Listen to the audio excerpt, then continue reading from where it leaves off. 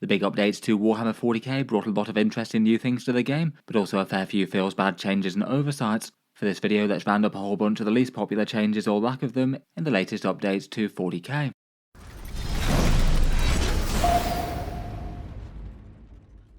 Hello and welcome back to Auspex Tactics, where today we're talking about the latest balance updates to the game once more. In this video I thought we'd focus on a few of the downsides and criticisms that came along with the last big rules update. We'll start by saying that I do generally think that they did more positive things than negative, some of the very strongest armies getting toned down slightly, and a bunch of buffs to a whole load of underpowered units or detachments, though as ever it is a little bit painful when some of the factions seem to move in the wrong direction, or there's units or armies in the game that don't get the attention that they kind of need. For this one, let's talk through a whole bunch of areas of criticism, and a few bits that have either been less popular or just seem like slightly questionable changes on the whole. First up, and perhaps the thing that I would rate as the single worst change out of the whole balance update, was the weird multi-nerfing of the Sisters of Battle. This one just felt like a really odd series of changes, and looked like there'd been things that they'd kind of agreed on before the last points update, back when Sisters were one of the strongest armies in 40k. In the October points update though, a whole bunch of things went up in cost, and it meant that the forces of the Adepta Sororitas weren't exactly super strong in 40k anymore, win rates for around about 49%, so very well balanced there. Maybe still having a little bit of overperformance at big tournament wins, winning 5 big ones, and plenty of good placements on the top tables and the metrics surrounding that. Clearly still one of the better factions of Warhammer 40k when they're played in the right hands, but given their units and how fragile they are, not necessarily the easiest army to play, and needing to commit those valuable miracle dice resources exactly where needed. They really didn't seem to be one of the strongest armies in Warhammer 40k though, but seemed to have got perhaps one of the very worst set of nerfs. What Games Workshop handed them was just a fairly brutal battery of nerfs to a whole bunch of their strong aspects. I feel like the single worst idea for a change was the Miracle Dice nerf,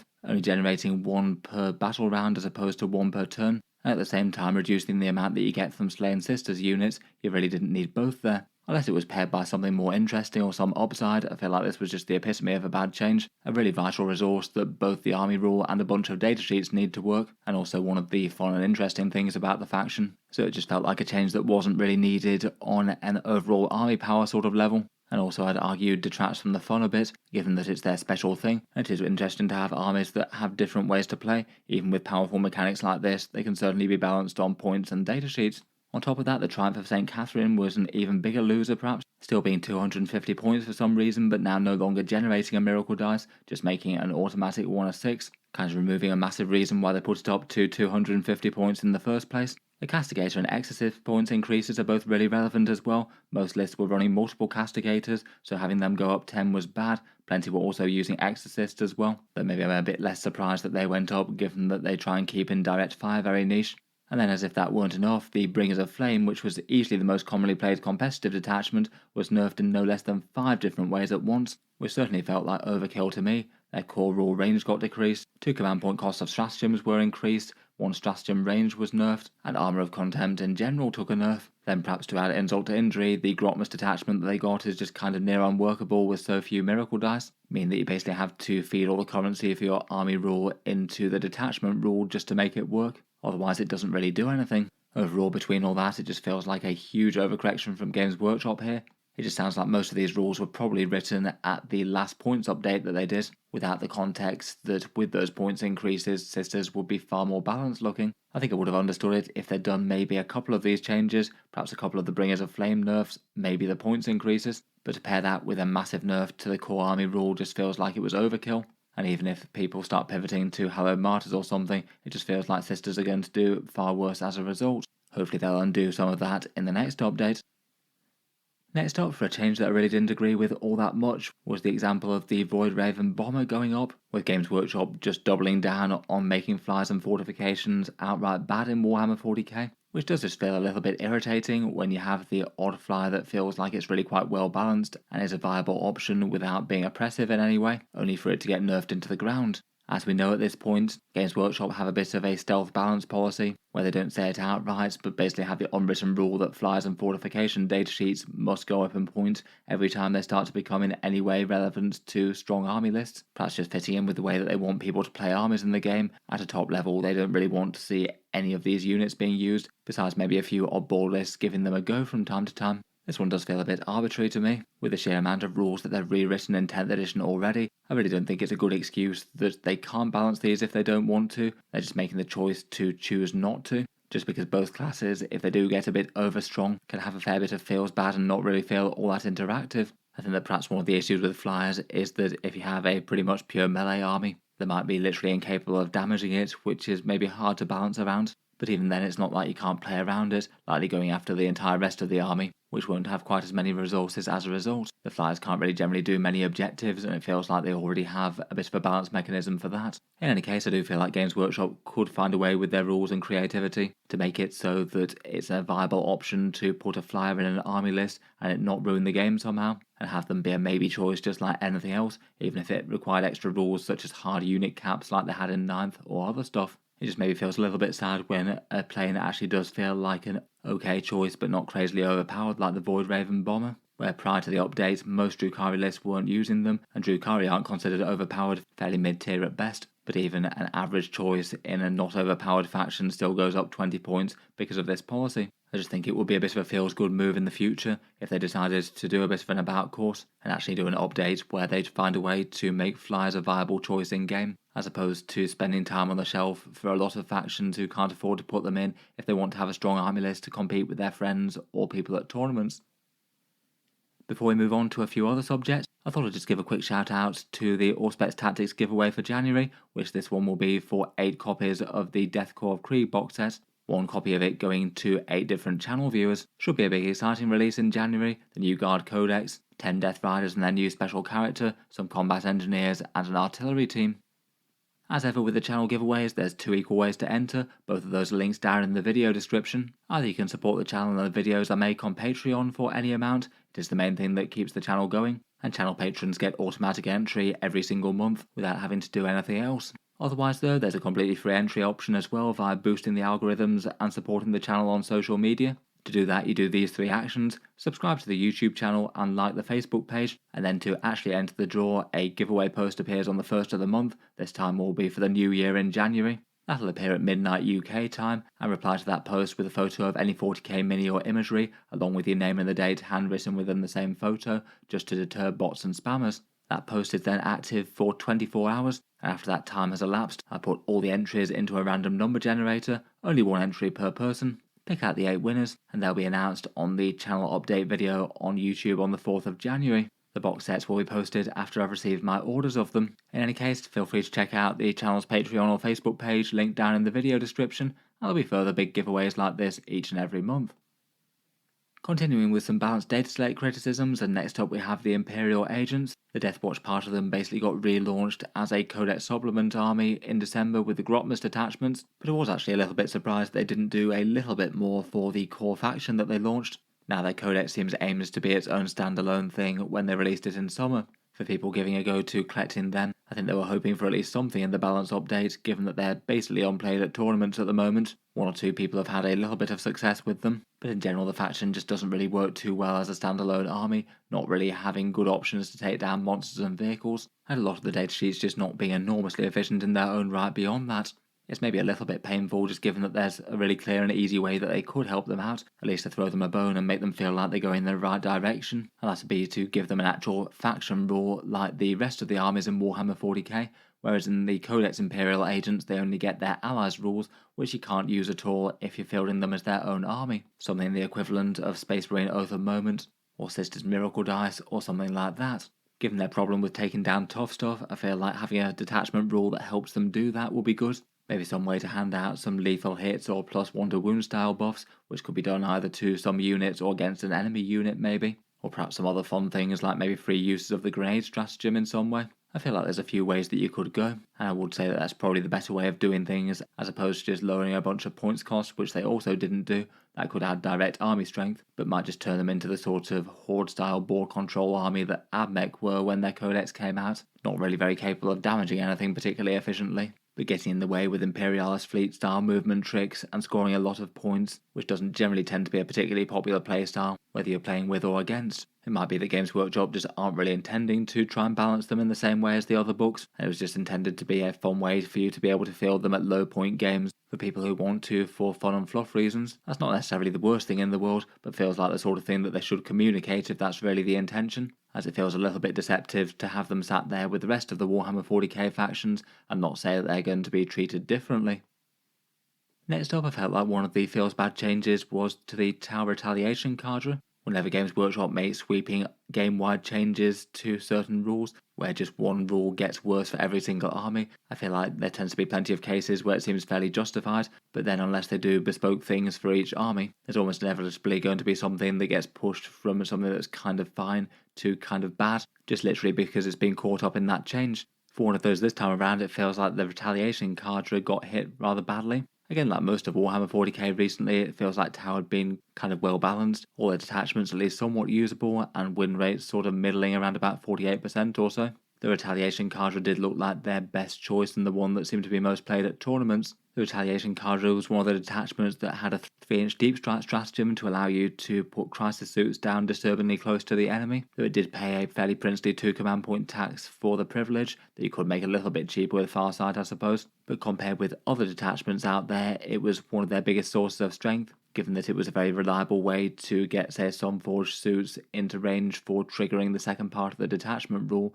and also into fusion blaster range as well. It could also be big for flamer suits getting both parts of the detachment rule too if you wanted. I feel like it was the sort of thing that was powerful, but kind of justifiably so for 2 command points. I guess it can still trigger Farsight's buffs, so probably still be used there, but it's one of the nerfs that really felt like quite a big deal for this one.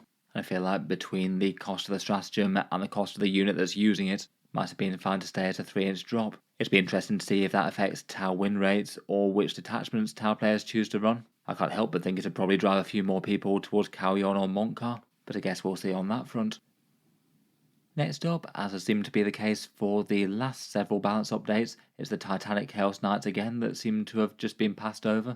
It has been kind of ridiculous just how long the Titanic Knights have been wanted to be improved. It's basically been a criticism of Chaos Knight list that they want their best army list to focus a bit more around the big cool knights and not just swarms of war dogs, which while they're fun models don't generally feel like they should be the absolute centerpiece of the army, more the vassals and servants of the big dread nobles. It has been pretty impressive just how long this has been the case. It's been around about 2.5 years since late 9th when the Codex came out, and basically war dog spam has been the way to go literally ever since. This is kind of an impressive track record, and not in a particularly good way. As per the last update, it still seems to be absolutely the case. The vast majority of Chaos Knight lists that are doing well at big tournaments seem to be spamming war dogs plus minus some allied demons. And with a quick look at 10 recent Chaos Knight lists, it looks like only 3 of them used any Titanics at all, and only 1 of them used 2. Where there's far more Chaos Knight lists taking a whole bunch of Chaos Demons, it seemed around about the same sort of number of lists use things like Great Unclean Ones or Rotages as opposed to the big Knights. As a result, it just feels like a bit of a fail when the next balance update had its main points changes be to make the lesser played War Dogs cheaper,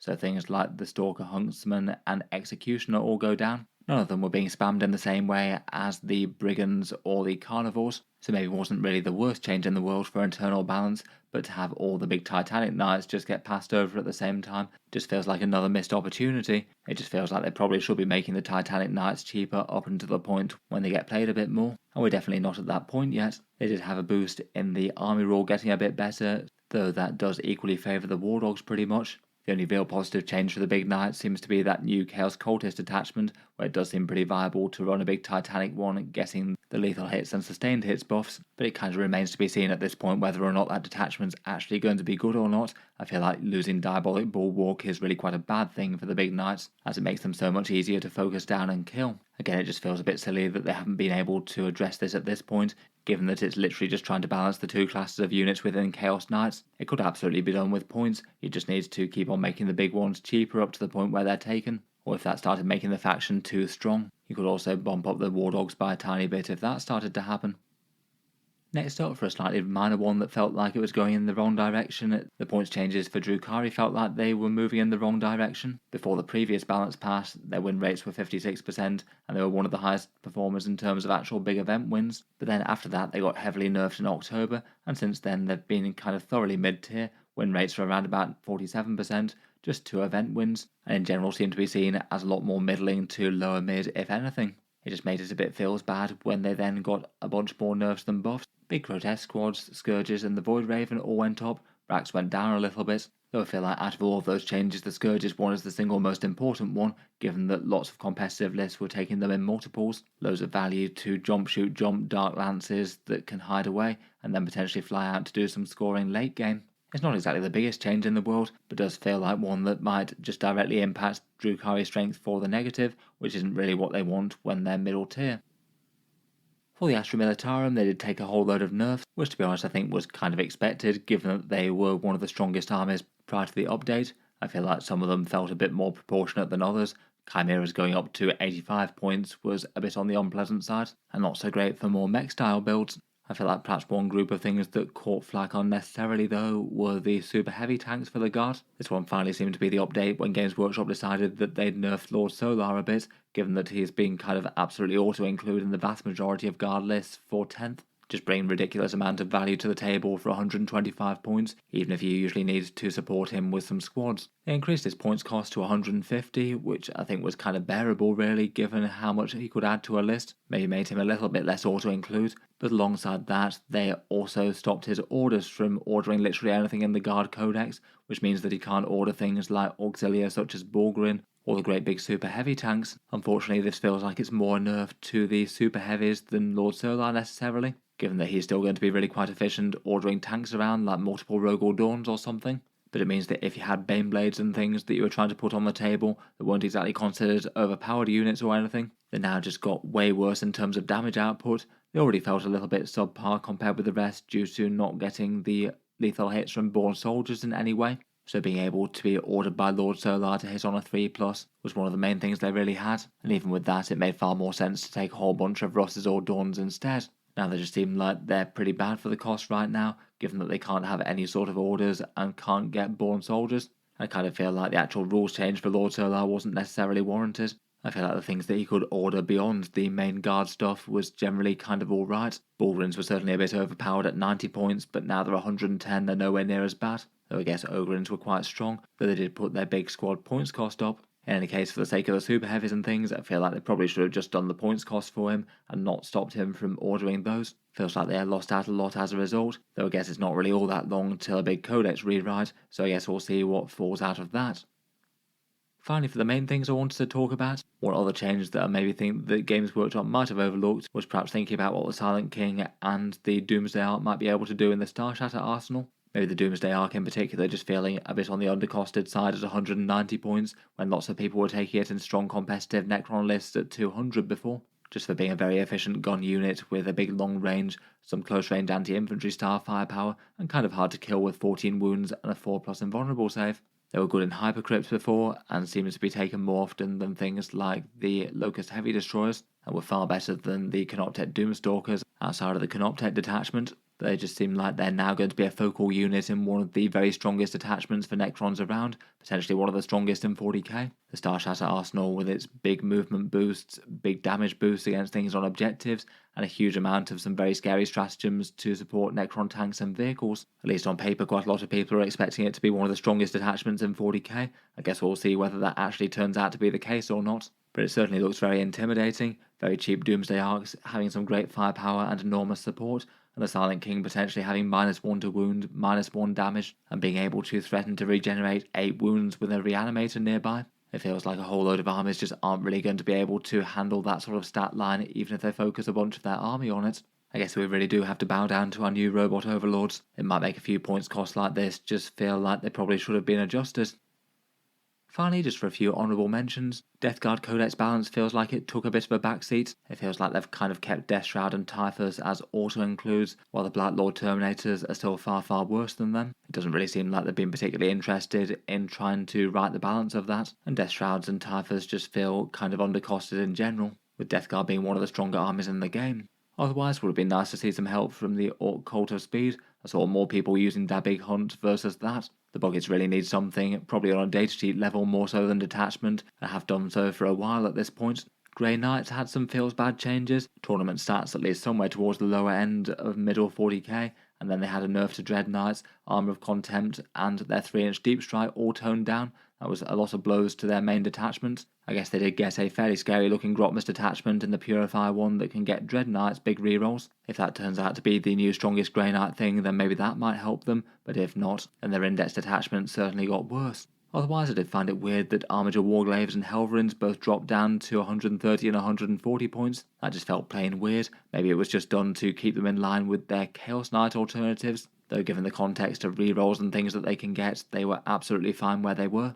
And finally, I can't help but think that Games Workshop probably weren't intending for Sternguard veterans to be able to spit out quite as many mortal wounds as they can in the Librarius Conclave.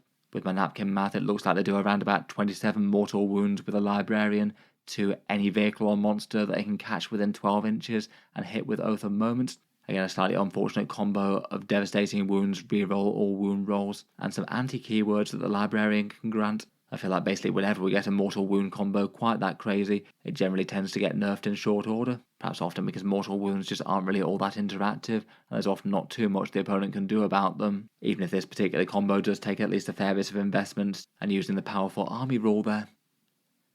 In any case though, I'll leave that there for this one. Let me know your thoughts as to the changes or lack of them down in the comments below. What would you consider the biggest blunders or errors of the last balanced data slate?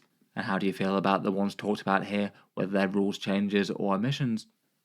As mentioned earlier, feel free to check out the channel's Patreon page or Facebook page if you'd like to be in with a chance of winning the Krieg box sets in January. Hopefully that should be a good way for a bunch of people to get some gas mask guardsmen in their life. They'll all be linked below. Otherwise, feel free to subscribe to Auspex Tactics if you'd like to see more like this. I'll certainly keep the regular 40k videos coming. I do tend to post new ones just about every day. Aside from giveaways, the Patreon page also has a few other things, seeing certain videos early, regular votes to see what sort of things come next on the channel, and other things like names in the credits and things. Feel free to check that out if any of that's of interest. In any case though, a massive thank you for listening, and I'll hope to see you guys next time.